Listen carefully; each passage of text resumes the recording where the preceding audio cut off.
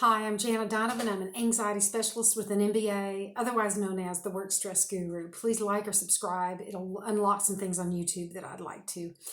25% of Americans view their jobs as the number one stressor in their lives. And so we really think that it's inevitable, and that's why I focus on it so much, because people think I just have to put up with it, right? I just have to live with it. And today I'd like to talk with you about attorneys and their work stress. And one of my sayings for this is it's not what you know, it's who you are and who you're becoming.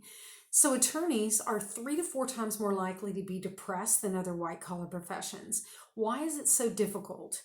For all professions, work stress is associated with some things that we would associate with attorneys, like high workload with no breaks, a lack of input to important decisions, sometimes working with a judge who has final say. There's really no arguing with the judge. Sort of a lack of recognition or being valued or even cared about as a person. They're expected to be villains and robots and people who really care for someone else without being cared for themselves. So for attorneys, these are made worse by several things. Worst case scenario thinking. They have to think about what's bad all the time and what could happen. Constant fight or flight mode. They're always arguing. The pressure to be perfect. You can't get it wrong, or your client goes to jail or spends a lot of money. The perception and misperception of others about their profession. Difficulty getting paid, and even procrastination is something that my clients talk a lot about. I have a lot of clients who are attorneys, and so I really have learned a lot about them. In particular, I interviewed 3 attorneys here in Louisville for this piece that I really am working to learn more and become a specialist.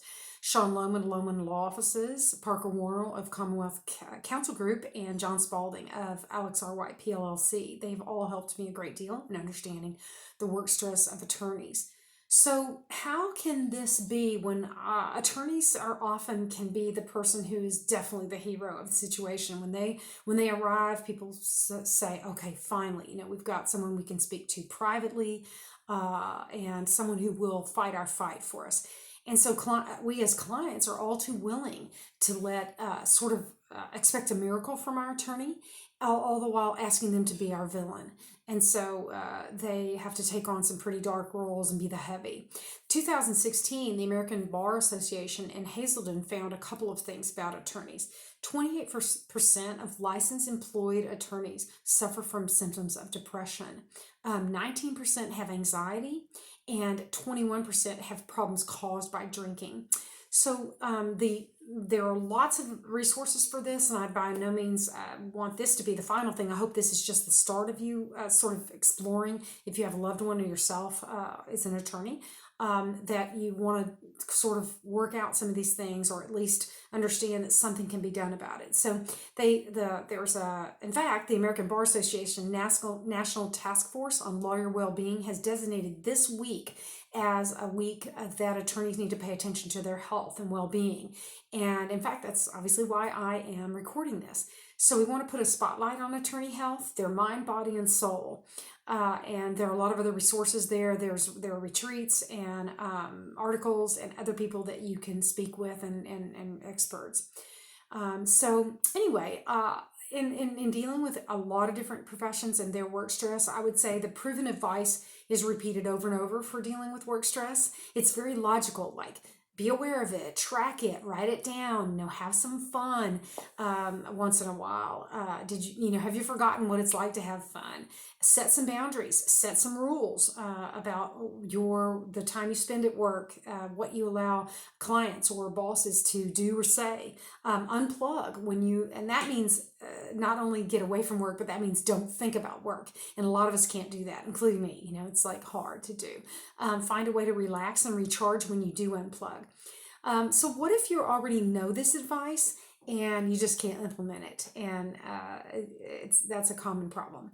So most likely the problem is not external, and it didn't happen just when the pandemic came. Attorneys don't really probably need more advice about their work stress. They know it exists. They're aware of it. They have lost the ability to have fun. And what they really need is sort of an understanding of what's stopping them, answers to what is stopping them from taking the good advice and taking action. So I work with attorneys with a science-backed program that usually is about 7 sessions. It's designed specifically for attorneys to help them manage and handle their work stress and anxiety. And I teach people, I teach them emotion management, and I help attorneys shape some of what I call pro-stress reasoning. So what types of things should you be aware of if you're a stressed attorney? One question or one common theme that I see is that there's a lot of pressure, and my clients who are attorneys like the pressure. And it's good except when it's not. And so, there's a lot of parenting research that has taught me a lot about how attorneys rise to the occasion and likes pressure and stress. For example, and you can read about it. A lot of this, all of it I'm going to tell you is it's free, it's out there, it's all over the internet.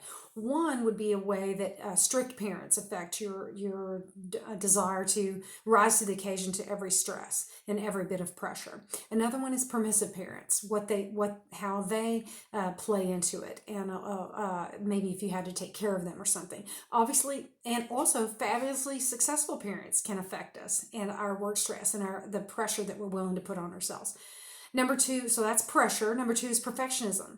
It can actually work in our favor if we learn how to harness it and make it healthy perfectionism, but there's also a type of perfectionism that's very harmful. It's very difficult. And, if not done right, it can cause us to have burnout, all kinds of physical problems, which I didn't detail, but I'm sure if you have work stress in your attorney, you understand the physical problems dealing with the pressure. All the way from irritable bowel to migraines to grinding our teeth to panic events. So anyway, birth order can play a role in perfectionism. And so that's also a book you can read. I believe the book called The Birth Order Book. And I'll list some at the bottom maybe for these books that you can read. 3, procrastination. So we've done pressure, perfectionism, procrastination, and a lot of my clients that are attorneys are very upset about their procrastination. It makes them feel a great deal of inferiority to their colleagues who they presume are not procrastinating. But almost every attorney, including the ones who advise me about this and teach me, they say, no, procrastination is just part of the deal. And it's just the way attorneys work. But it can, when you are keeping all the plates spinning, and if you don't peak right when a case is ready to come to judgment, go through the next phase, or go to trial, the procrastination can cost you money and cause people to scream at you, not really value your abilities, etc. So procrastination is a problem, and that has solutions. There are psychological solutions that we can offer for procrastination. And you can read about them too. There are some books and articles, really good ones, written about procrastination. You can just Google it. The psychology of it. So we've done pressure, perfectionism, procrastination, and then there's number 4, the perception of judges, juries, and clients. There's a stigma attached sometimes. We will want you to be our hero, but we can also paint you as the villain, and certainly your opposing counsel can do that as well. So you have to have a sound sense of self and why you do what you do when you're an attorney. And this is crucial to battling both perfectionism and perception of others. So we've done pressure, perfectionism, procrastination, perception, and payment models. There's a long-term pay cycle that's very difficult. It must be, you must be capitalized enough in your firm to wait it out sometimes. You have to have good enough boundaries in order to not apologize for collecting from clients in all kinds of different cases. It doesn't not just injury cases or defense cases, but also in business because business clients may not have liked the outcome you got for them. They still owe you the money. So as I said, we've got all these P's going, pressure, perfectionism, procrastination, perception, payment models, and then what I call the poke and provoke daily. As you are always in an argument as an attorney, this can really drain your energy, and it empties your gas tank for any other places that you may need to be setting boundaries, like with bosses or partners, roommates, parents. It doesn't matter. We can often see that we don't really set boundaries in certain areas, and that can really lower our quality of life. And so the other thing that I work with people on is how to break the stress cycle. You know, you can retrain your brain, but it takes some effort. And so that's what I kind of want to also describe for you is that there are free assessments out there that you can learn a lot just from the assessment if you know about yourself. And this is one of the first. There are basically, oh, this is a good book too. I know attorneys have more than enough to read, so I'm not saying you need to read the book, but it's called Changing for Good by Prochaska, and it's actually change research that was built on smoking cessation. So that's something that everybody thinks you can't get over, just like work stress. So that's why I really like this research. But there are basically 6 bridges of change that you have to walk across. And the fourth one is action. So if I try to bring you to action without helping you get aware of it or learn about yourself or see why you do what you do, then I'm actually pushing you further uphill, away from the bridges you need to go across. So one of the first bridges to go across, or the second, is basically awareness. My perception that, yeah, I need to know how bad the problem is. Is it bad? Is it, and a lot of people get told by someone else that the situation is actually bad. So I want to just run quickly through a list of things that are free on the web. Definitely. There's a work quality of life assessment. If you type that in, you can look at it. Really helps you understand about general well-being, what you have control over at work, or when and where you work. Do you have a sense of achievement, purpose, control over the decisions that affect your work? There's a lot of things in there, working conditions, stress, that the work quality of life scale. It's free, and they just ask that you don't use it for profit so there's, you can look up, first break all the rules, 6 questions that you can ask yourself. That's also something that is searchable on Google. Discovering how perfectionism affects your stress. There are assessments at therapistaid.com that are free. And I certainly would help you with any of these that are free. There's ACE scores and ACE studies, the assessment of your adverse childhood events and how they affect you. Also, there's an assessment of your resilience from your childhood, and both. So those are searchable online. They're free. ACE is an ACE assessment and resilience assessment. Adult childhood and alcoholic. Boundaries assessments, again, at therapistaid.com. And then understanding resentment and anger. I have an assessment for that if you'd like it. So in order to sort of even want to go look any of those up, you have to kind of be willing to look at this issue and ask yourself some questions. So I thought I'd share some of the questions that my clients benefit from. And it can help us move from, nothing's going to change. And I really don't want to do anything about this, to be honest with you. It's not that bad. I'll just keep limping along the way it is. No one's really told me they're going to divorce me or kick me out because of my irritability and my anger. So, it's good that you haven't had the bottom line conversation. So anyway, we need to know what we want and what's stopping us from getting it. So here are the questions that I usually walk through with my clients to help them figure themselves out. And I thought these might benefit you. So, and I also want to help you notice the assumptions that you make that you may not even realize that you're making. Okay, so number 1, what's the worst thing about work stress for you? I should have told you to get a pencil and write this down. I'm sure you can pause this. Number 2, what do you most want to be different?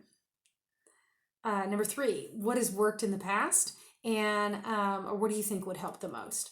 Number 4, what is stopping you from doing those things? The thing you said that you thought would help. If you say certain things like, I don't have time, that's pretty the top one. I don't want to talk about it or think about it. It just drives me crazy, or I don't want to be alone with my thoughts. Who wants to focus on that when you can distract yourself? I've tried stuff. Another one is I've tried things and they don't really help. I don't think anything will help. And I've tried it before and I didn't get immediate results. So, some of the change was fighting against the fact that you may not really think that it's worth the time right now. If you don't feel like you have the time, you probably are thinking it's not worth the time. Another one is I don't want to talk about it. Might mean I don't really have a lot of emotional gas in my tank. Who does during a quarantine and pandemic, and who knows what's going to happen? Another one is that when you say I don't really think anything will help, you're pitting a brand new habit against a 20-year-old habit in order to try to experiment with how can this get better. Let's see. So Finally, I wanted to tell you there are a couple things about slowing down. There are really, trying to think about what is one thing that I can do of this thing that I said that I most want to change. What is one thing I can do? And for you, that might be get off work at 6. Um, um, uh, Set boundaries with a particular coworker or someone who often expects things from me without any help, or just demands that I do it even though the deadline had not been stated. And so I understand these are things that definitely happen in an attorney's world all the time. Um, the last thing I really want to talk about is a book that's called 10% Happier. And I sorry that I'm not naming off the authors, but trying to go a little bit faster here. If you, to not make this 20 minutes long. If you don't know how to slow down, even for like 10 minutes, which is recommended in meditation, etc., and in the book 10% Happier, there are some ways that you can learn how to slow down and just give yourself a break during the day. It can sincerely increase your ability to make decisions, focus, and prioritize, which a lot of people say they're struggling with during the pandemic and during work stress. So there are ways to learn how to slow down that aren't creepy, and I'd love to talk with you about them. But they just, there are meditations that are not weird with funny music or essential oils or all that. So there are some ways to slow down that aren't creepy. I know I already said that. So please let me know if your loved one is an attorney and how you're doing with your work stress. I'd love to learn from you, and what your specific obstacles are, and one thing that you chose to change. If you want to talk with someone, call, write, or text me. If I'm not licensed in your state, I'll help you find someone who is. And as always, if anything that we've talked about today has triggered any dark thoughts of like self-harm or not wanting to be around, please immediately call 1-800-273-TALK. That's 1-800-273-8255. It is staffed 24 hours a day.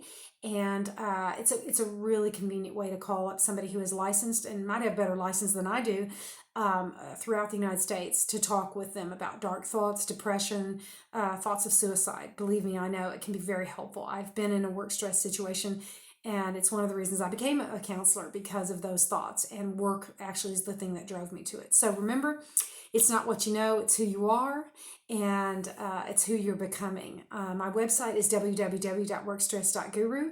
I'm Janna Donovan, the Work Stress Guru. Thanks.